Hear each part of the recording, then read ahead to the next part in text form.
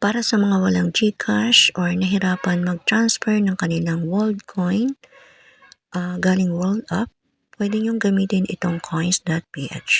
Okay? So, meron akong link dyan sa baba sa comment section or sa description para ma-download nyo itong coins.ph. Then, pwede nyong gamitin ang aking referral code para pareho tayong makareceive ng benefits or reward kapag ginamit natin itong coins.ph. Or, pwede din itong pinakamadali. Scan nyo lang ang QR code nito, then madadirect na kayo. Okay, sign up na kayo, then i-download nyo na rin ang coins.ph, then andyan na rin ang aking referral code. Okay. Dito sa coins.ph natin dadalhin ang ating WorldCoin galing sa WorldUp. Okay. Paano yun?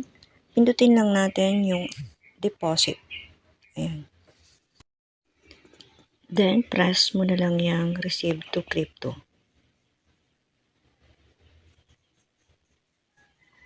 Then, search mo dyan yung WorldCoin or WLD. Ayan. Then, press mo yung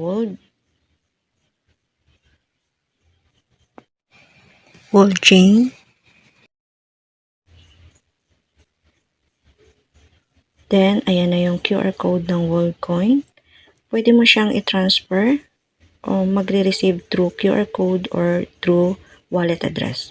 Okay. Pag sa QR code, pwede mo siyang picturean gamit ka ng ibang phone. Then, dito naman sa wallet address, pwede mo siyang i-copy na lang. Okay. Press mo yan para makopy siya or yung dito sa box. Then, kapag okay na, nakopy na, punta na tayo sa ating World application. Then, dito sa WorldUp, kapag mag-transfer ka through QR code, pindutin mo lang yung camera doon sa taas. Ayan. Then, ihanda mo na yung picture ng QR code mo. Okay. Then, itapat mo yung camera doon sa QR code. So, ganun lang kadali. Dito yung scan and WorldChain address. Then, press na yung continue. Then, press WorldCoin. Kapag di lumabas yung amount dyan, press mo na lang yung maximum. Okay? Then, press continue. So, ayan na yung wallet address. Then, confirm mo na lang yan. Okay. Okay, ito naman is yung copy-paste ng wallet address. Okay. Then, press natin tong wallet. Then, press mo yung or click mo yung tatlong dot dun sa gilid. Ayan, then, click mo yung withdraw. Then, yung WorldCoin. Then, to crypto app. Then, ayan na, meron na akong mga address or wallet address dyan. Pero, first time ko sa coins.ph. So, mag-a-add new address tayo. Okay. Click nyo yung add new address. Ayan, then, WorldChain. Then, scroll up mo lang. Then, click others. Then, yes, proceed.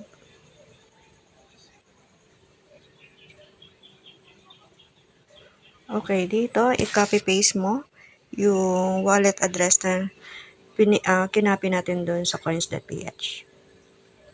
Ayan, pwede mo press dyan or yung doon sa gilid na paste. Okay. Then, continue. Pag okay na, press mo yung continue. Then, dito, pwede mong press yung maximum para lahat ng funds mo ay ma-withdraw mo o ma-transfer. Then, press mo lang yung continue pag okay na. Then, confirm lang natin yung withdrawal. Ayan, withdrawal processing. Then, press done. Then, ayan na, wala na yung pera natin dito. So, punta na tayo ng coins.ph. Then, dito sa coins.ph, wait lang natin. Nadidelay yung pagdating ng ating funds dito. So, ayan na nga, medyo delay lang yung ang pagdating ng ating Worldcoin dito sa coins.ph. So, actually seconds lang naman. So, buksan na natin ang ating portfolio. Then, buksan natin yung ating Worldcoin. Ayan. So, pwede mo namang i-hold muna ito dito kasi mababa pa ang value ng Worldcoin. So, saka mo na lang isi-sell kapag mataas na yung value ng Worldcoin. Kapag gusto mo na kunin yung pera mo dito sa coins.ph, ganito lang pag-transfer papunta sa GCash. So, press mo yung sell. Then, press mo dito yung Worldcoin. Ayan. Then, to Philippine Peso. Then, press mo yung maximum dito sa baba. Ayan, 210. Then, pindutin natin tong sell.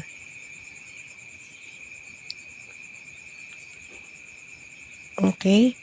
So, pindutin na natin tong confirm.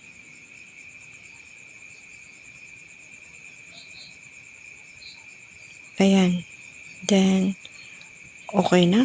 Transaction successful. So, go to portfolio tayo. So, ayan. Wala na yung Worldcoin natin. Nasa peso na yung ating pera. Okay. So, ngayon, withdrawin to. Then, click natin yung withdraw.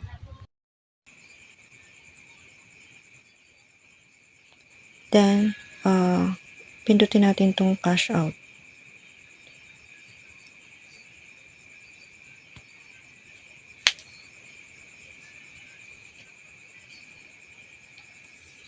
Ayan, cash out through GCash. Press natin yung GCash. Pwede din sa mga bangko.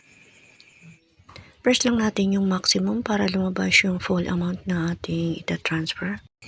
Then, meron siyang 10 pesos fees. So, marireceive na lang natin is 201. Okay, press natin yung next.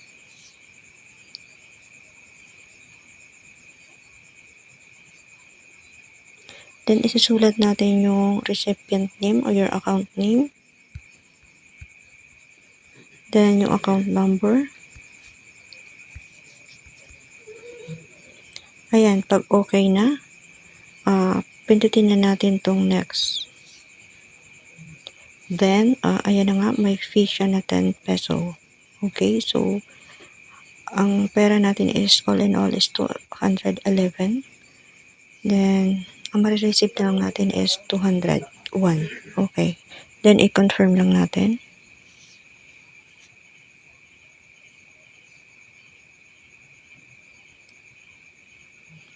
Facial recognition daw. So, press lang natin tong next.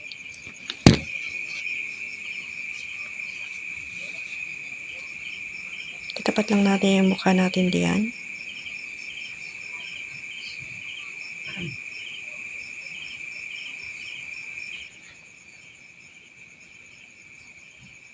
And transaction processing daw.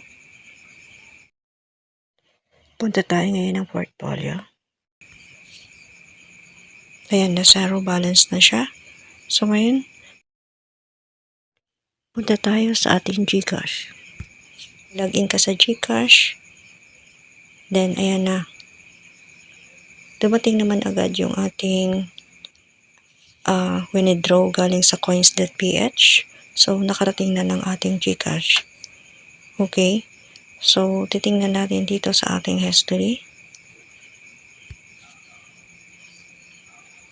Okay, ayan, lumabas. Cash in from coins.ph. So, 201.81 peso. Okay. So, agad-agad naman. Wala siyang delay. So, agad-agad na-receive natin dito mismo sa ating GCash.